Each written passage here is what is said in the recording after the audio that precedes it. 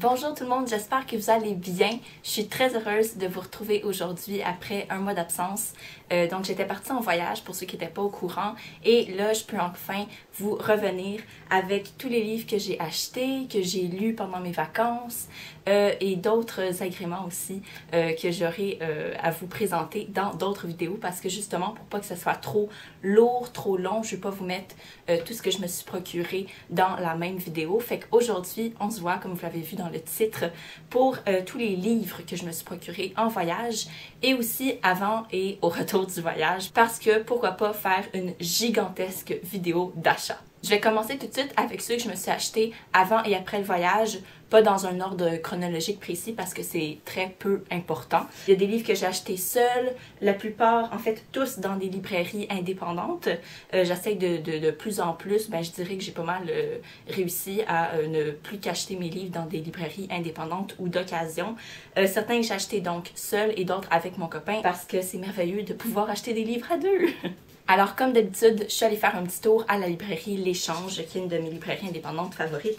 Et je me suis procuré... C'est ça, L'Échange, que je me suis pris ça? Ouais, je me suis procuré les fameuses éditions Gallimard de Harry Potter en français. Là, j'ai les trouvées de super bonne qualité, à très bon prix. Donc, je me suis prise le 1... le 2 et le 3. Voilà. Et chaque exemplaire me coûtait 12 $, je crois. Ensuite de ça, pour faire le concours qui s'est déjà passé pour les 3 ans de la chaîne, j'avais fait un petit peu de magasinage et je m'étais prise des livres pour moi. Le premier, c'est Un petit nuage de James Joyce que j'ai mis dans le concours et qui est une nouvelle de l'auteur. Et j'ai aussi aperçu ce petit bijou, me semble-t-il. C'est une auteure que je connais juste de nom, mais je sais pas du tout qu'est-ce qu'elle fait. C'est Yasmina Reza, qui ici publie Art. C'est sous forme de dialogue à l'intérieur. Cet été, avec une amie, on s'est beaucoup échangé des livres. En fait, c'est plutôt elle qui m'en a passé plusieurs qui avaient été un coup de cœur pour elle, notamment des bandes dessinées. Et là, ici, elle m'a passé Salut Lou de Laurence Ouellette Tremblay chez La Peuplade Poésie. Ce n'est pas une nouveauté, mais ça l'a vraiment marqué elle, donc j'ai vraiment hâte de découvrir ce recueil-là. Finalement, avec mon copain, dans sa famille, un membre de sa famille m'a passé Le cœur des femmes de Martin Winkler, publié chez Folio. Ça parle de gynécologie et de plein d'autres trucs dont je suis pas au courant parce que j'ai pas vraiment lu le résumé. C'est une petite brique, on s'entend, donc je vais lire ça peut-être un petit peu plus tard pour donner priorité aux livres plus courts. Avec le copain, cette fois, on est allé magasiner dans une librairie indépendante anglophone. Le premier, c'est un tout petit livre tout court qui s'appelle Forest of Memory, écrit par Marie Robinette Coal et c'est publié chez... Je connais pas bien les maisons d'édition anglophones, mais je pense que c'est Tom Doherty Associates. C'est vraiment le résumé qui m'a captivée parce que ça avait l'air juste mystérieux, étrange. Je vous en parlerai un peu plus parce que c'est difficile à décrire comme genre d'histoire. Je me suis trouvé aussi un David Grossman, Falling Out of Time. David Grossman, il paraît que c'est un génie et je l'ai appris à cause de Ben Lerner que je suis en train de lire en ce moment, The Hated of Poetry. Et puis Ben Lerner ne jure que par David Grossman. Donc je me suis dit, peut-être qu'il faudrait que j'aille jeter un coup d'œil sur ce que fait David Grossman et peut-être que ça va m'aider à avoir encore plus de background pour l'essai que j'ai en ce moment. Falling Out of Time, c'est un livre sur le deuil quand on perd quelqu'un, mais montré d'une manière que de perdre quelqu'un, c'est pas une absence. Et je me suis dit que c'était bien de lire un livre sur le deuil parce que ça fait vraiment longtemps que j'en ai pas lu, parce que ça me tente pas et parce que mon chien est vieux et éventuellement il va mourir. Puis je l'aime tellement que j'ai l'impression que je vais me briser en mille morceaux quand il va mourir. Fait que je me dis que si je lis ça, ça va peut-être m'aider à avoir des outils pour voir la mort de mon bébé chien différemment, éventuellement. Et j'adore la couverture. Le dernier livre que j'ai reçu cette fois de mon copain au retour de voyage, c'est Celtic Mythology, donc la mythologie celtique, écrit par Philip Freeman. Écrit, on s'entend, c'est des mythes qu'il a entendus puis qu'il a réécrit. C'est donc des contes de gods, comment on traduit ça? Pourquoi j'ai des blancs de mémoire? De dieux, de déesses et de héros. Et moi, je suis passionnée de tout ce qui est celtique relié à l'Irlande.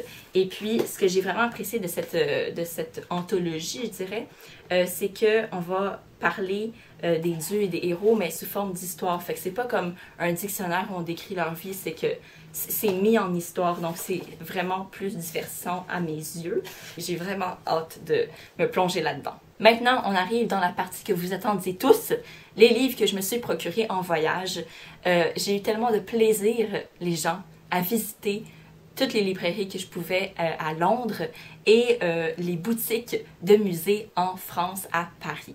Donc, c'est comme ça que se sont divisés mes achats. Alors, sans plus tarder, je vous présente. Je suis allée visiter la librairie Foyles à Londres et puis je me suis procuré quelques livres. Le premier, Furies, une anthologie de poésie et en fait, c'est pas des vieux poèmes, c'est des poèmes qui ont été écrits expressément pour ce recueil. Mais elle appelle ça une anthologie parce que ça conserve l'esprit des femmes, ce qu'elles veulent dire, les messages qu'elles veulent livrer au nom de celles qui n'ont pas de voix, qui ne peuvent parler de ce qu'elles vivent, quoi.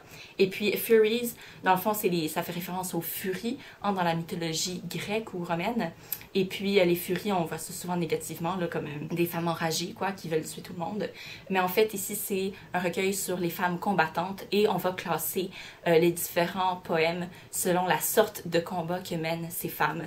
Ça va du jardinage, du jardin, les femmes qui cultivent la terre, c'est une forme d'investissement. Donc, ça va du jardin à la mer, aux entrailles. On parle de sang, de violence aussi, parce que c'est essentiel. On parle de résurrection, de mythe. Et ce que j'ai beaucoup apprécié jusqu'à présent, parce que j'ai juste commencé, mais j'ai pas terminé, c'est la préface. La préface et l'introduction rendent le tout super clair, super imagé et ça livre le message que veut nous livrer Eve Lacey en 2014 et c'est juste merveilleux. En plus, la couverture est magnifique et elle est jaune. Oups.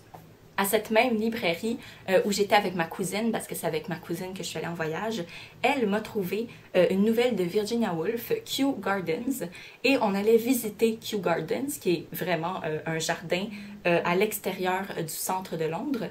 Et puis, comme on allait visiter le jardin, où on l'avait déjà visité, je me souviens plus, je me suis procuré la nouvelle qui est super belle, elle est hardcover, et à l'intérieur, elle est illustrée. Les dessins m'ont pas impressionné, c'est juste des petits symboles sur le côté, mais je veux dire, ça rend le tout vraiment cute. Et les end pages ici, je sais pas c'est quoi le nom en français, dites-le moi, sont vraiment jolis.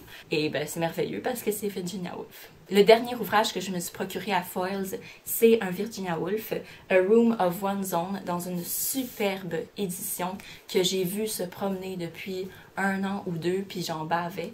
Et là, elle était à portée de main, donc je me la suis prise. C'est certain. Cet essai-là, dans le fond, c'est pas un roman, c'est un essai. J'en ai entendu beaucoup parler, puis ça m'attire vraiment parce que ça dit comment une femme peut être écrivaine, comment elle peut être autonome. C'est qu'elle a besoin d'une chambre à elle, d'argent et de papier et d'un crayon. Puis comme ça, elle peut être écrivaine, puis avoir la liberté d'écrire ce qu'elle veut, sans s'occuper d'aucune inquiétude. Alors, ça a l'air vraiment passionnant. On change de librairie et on se retrouve à Don't Bookstore. Je vais essayer de vous mettre une vidéo des librairies que j'ai visitées parce qu'elles sont vraiment belles, là. Et puis là, j'ai magasiné pour une amie. J'ai pris pour elle Ovid, The Fall of Icarus, donc la chute d'Icare. Et vu qu'on est à Londres, je me suis dit, je vais prendre un classique de Penguin, là, je veux dire. Ça peut pas être plus comme traditionnel que ça. Finalement, la dernière librairie que j'ai visitée à Londres, c'est une de mes favorites. C'est Persephone Bookstore. On dit que c'est une librairie féministe. Et puis, dans le fond, c'est que la librairie va ne vendre que des livres écrits par des femmes. Pas nécessairement tout un sujet où c'est un essai sur le féminisme. Juste comme c'est des histoires de toutes sortes, écrites par des femmes dans le passé, au 20e siècle, au 19e siècle, comme au présent. Alors, je trouve ça super riche comme librairie et ce qui m'a vraiment attirée au premier coup d'œil, donc c'est superficiel, c'est l'esthétique des livres qui sont vendus là-bas. Ils ont toutes la même couverture, ce n'est que le titre et le nom de l'auteur qui changent et je trouve ça, c'est mon genre d'esthétique de livre. Vous allez voir, c'est assez minimaliste. Alors, je me suis procuré 3 livres qui sont exactement comme ça. La seule chose qui change, c'est magnifique End Pages, dont j'ai toujours pas trouvé le nom en français. Alors, ici, j'ai pris Robin Sash by Amy Levy, ou Levy, je sais pas. C'est le numéro 23. Et je me souviens plus de quoi parlent les histoires, parce qu'en fait, comment est classé à la librairie, c'est qu'il y a des petits textes qui expliquent le résumé du livre, donc tu peux facilement choisir ton livre. mais après, ben, tu es obligé d'aller à l'intérieur, puis des fois, c'est pas toujours clair le résumé. Le deuxième sur 3, c'est The Closed Door and Other Stories, donc un recueil de textes, écrit par Dorothy Whipple. Et Dorothy Whipple, c'est l'auteure la plus populaire dans cette librairie-ci. Et le N-Page ressemble à ça. C'est vraiment joli, n'est-ce pas? Puis, ici, un résumé. Puis, voilà, j'avais les signets. Puis, la libraire était tellement sympathique. Elle m'a même donné le sac de tissu de Persephone Bookstore gratuitement. Puis, le troisième livre, ben, il est chez mon copain, fait que je l'ai pas avec moi. Je me souviens plus du titre, mais c'est une histoire d'horreur écrite par une femme. Je pense que ça s'appelle La chaise berçante ou quelque chose. Là. Puis, les end-pages de ce livre-là, c'est jaune avec des petites fleurs bleues. C'est vraiment joli. Et puis, je me suis pris le catalogue qui était gratuit et qui a encore des super beaux motifs tapisserie. Et là, on a vraiment comme tous les livres que vend la librairie, dont ceux que j'ai achetés. Puis c'est juste vraiment beau. Le catalogue est merveilleux. Alors voilà pour ma tournée à Perséphone, que j'adore. On arrive maintenant en France, plus précisément à Paris. J'ai visité 2 autres villes en France, donc Rouen et Strasbourg, mais j'ai acheté aucun livre là-bas. J'ai juste marché, regardé l'architecture parce que c'est vraiment quelque chose que j'aime faire en voyage. Donc à Paris, c'est que des livres de musée que j'ai achetés, sauf un. Je vais vous le montrer tout de suite.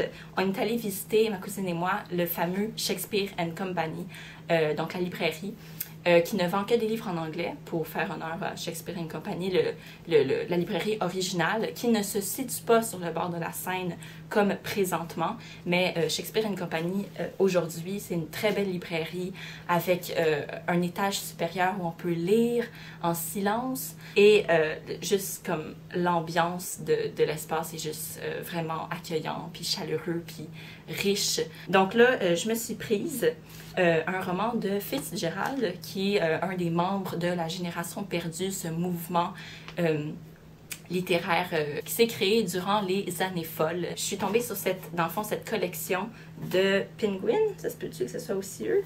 Et puis, c'est la collection Great Loves. Ouais, c'est Penguin. Fait que, collection Great Loves, et puis ça s'appelle Magnétisme.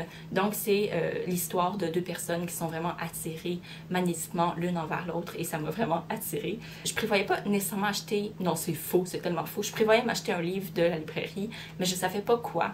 Ah oui, j'ai oublié de vous dire, j'ai eu le stamp, l'étampe de la librairie dessus. Je parle beaucoup en anglais aujourd'hui parce que, bon, c'est ça, j'ai passé une semaine à parler juste en anglais, puis c'est resté même en France parce que à chaque fois qu'on s'adressait à quelqu'un de notre hôtel ou au restaurant, le réflexe de tout le monde était de nous parler en anglais parce que peut-être ils ne comprenaient pas notre accent québécois et en assumant qu'on était touriste, ils se mettaient à parler en anglais. Fait qu'à un moment donné, on a parlé en français à la personne pendant... Ça, c'est un épisode, hein, on s'entend. Mais on a parlé à la réceptionniste pendant comme 2 minutes en français, puis elle nous répondait juste en anglais. Puis elle était française. Ça m'a vraiment fâchée. Mais après, on est revenu, puis elle nous a entendu parler au loin comme en français pendant plusieurs minutes. Fait que là, elle nous a répondu en français la 2e fois qu'on l'a vu. Fait que c'est bon, c'est super. Fait que pour la suite, je suis allée visiter plusieurs musées. Les gros musées là, bien connus à Paris, dont évidemment le musée d'Orsay et l'Orangerie, parce que l'Orangerie, je sais plus comment on appelle ça, parce qu'il y a les artistes impressionnistes que j'aime à ces musées-là. Et là, je me souviens plus dans quel musée j'ai acheté quoi, mais c'est dans un de ces 2-là, c'est sûr. Je me suis d'abord procuré Éloge et critique de l'impressionnisme, une anthologie de Dominique Lobstein, publiée chez Orlis, et je suis tellement excitée de lire ça. Ça, c'est toutes les critiques qui ont été écrites sur les impressionnistes à l'époque où ils peignaient, où ils étaient en vie. Puis j'ai tellement hâte parce que je sais que je vais rire parce qu'il y a des critiques tellement violentes ou imbéciles qui ont été faites sur les impressionnistes et aussi des bonnes critiques, mais il y en a qui vont être pompeuses comme critiques, j'ai juste vraiment hâte. Et finalement, les 3 derniers livres de cette immense vidéo d'achat, ce sont des abécédaires. Donc, le premier abécédaire, c'est sur Manet, juste 3,95 €. On s'entend qu'en canadien, c'est plus cher, là. Ça veut pas dire que je lis tous au complet à chaque fois, par contre, mais c'est sympathique à feuilleter. Donc, un sur Manet, un sur le dadaïsme, un mouvement sur lequel j'ai travaillé la session dernière, et j'ai même retrouvé une pièce d'une artiste sur laquelle j'ai travaillé et que j'aime beaucoup, qui s'appelle Elsa von Freytag-Loringoven. Et ça, c'est une des œuvres qu'elle a fait. C'est un phallus twisté pour, comme, insulter le mouvement capitaliste à New York. Et le dernier, c'est l'abécédaire de l'impressionnisme. Bien sûr, il fallait que je m'en prenne un. Voilà, c'était tout pour la vidéo d'achat. Je sais qu'elle était un peu longue, j'ai presque plus de mémoire sur la caméra. Je suis désolée pour ceux qui l'ont trouvée un peu trop longue, mais j'étais vraiment enthousiasmée à l'idée de vous présenter tous ces livres que je me suis procurés parce que je suis vraiment allée dans des villes où tout ce que j'aime se passait dans ces villes-là. Alors, je savais que je voulais comme m'acheter beaucoup de livres ou de pièces d'art. Je me suis aussi acheté plein de cartes postales avec des œuvres impressionnistes dessus. Je savais que je voulais m'acheter des trucs là où ça se passait à telle époque, à tel moment. Mais d'ici la prochaine vidéo, je vous souhaite de super belles lectures et dites-moi s'il y a des livres là-dedans qui vous intéressent, si vous partagez mon amour pour l'impressionnisme, pour les librairies, etc. Si vous êtes déjà allé dans des belles librairies comme j'essaierai de vous montrer dans la vidéo. Et on se revoit, comme je vous ai dit, dans la prochaine vidéo. Bye!